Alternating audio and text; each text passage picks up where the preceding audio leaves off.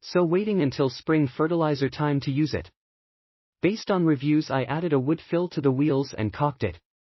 Shouldn't have burn issues now. Really like this broad spreader. Has a edger feature if you want to block off the right side. You will definitely go through your product quickly on the largest opening setting.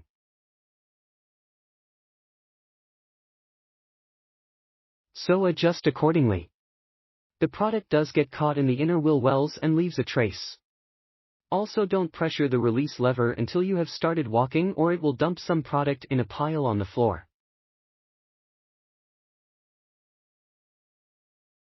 Okay, I read the reviews and saw the only negative reviews on here were from how the wheels collect whatever you're spreading.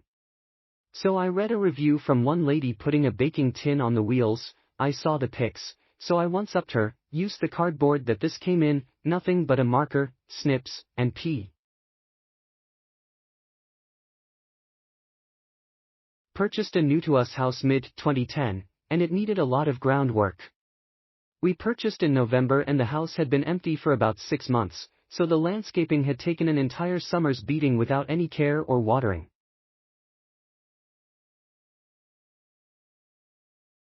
We had to stock up on lawn care tools and supplies, including this particular spreader, and we bought a few extra lengths of hose.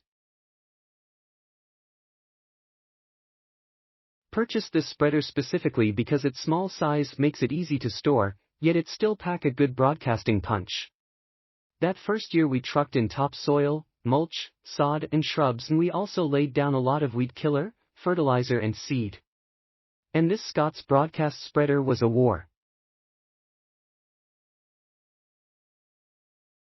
The spreader never let me down that intense first year, and it has continued to get a workout every spring and fall thereafter.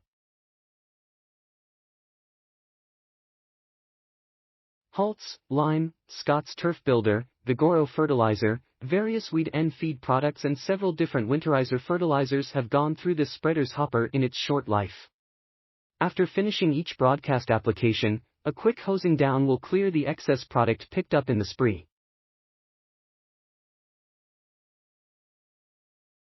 Nothing out of the ordinary there. Every broadcast spreader tosses junk into its nooks and crannies, precipitating a good rinse off before storage.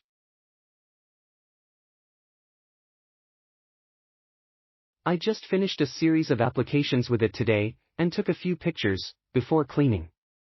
If you would like to see those pictures I took of the spreader after use, go back to the spreader's main sales page, scroll down to where the most helpful customer reviews section starts, then look to.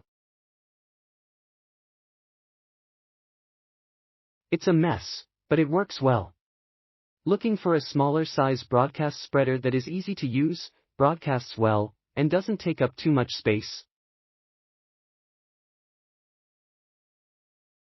If so, then I definitely recommend this Scott's Turf Builder Mini Broadcast Spreader based on my experience with it. Very recommended. Go for it. No need to return, and stop complaining, just be creative. Party plastic on wheels before install. Over and out.